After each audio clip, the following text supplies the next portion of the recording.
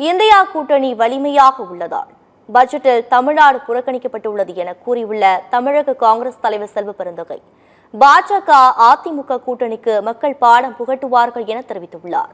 காஞ்சிபுரம் மாவட்டம் படப்பையில் உலகம் உங்கள் கையில் திட்டத்தின் கீழ் கல்லூரி மாணவர்களுக்கு செல்வ பெருந்தகை மடிக்கணினிகளை வழங்கினார்.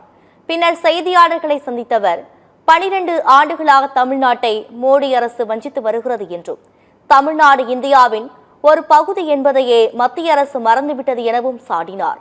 மேலும் தாவேக தலைவர் விஜய் கற்பனைக்கு எட்டாத கருத்துக்களை தெரிவித்து வருவதாகவும் விமர்சித்துள்ளார். தமிழ்நாட்டிற்கு ஒன்றிய பட்ஜெட்ல நிதிநிலை அறிக்கையில எந்த அறிவிப்பு வந்தாலும் தமிழ்நாட்டு மக்கள் தங்களை ஏற்றுக்கொள்ள மாட்டார்கள் என்பதற்காக முழுவதுமாக தமிழ்நாட்டை நிராகரித்திருக்கிறார்கள் தான் யதார்த்தம்.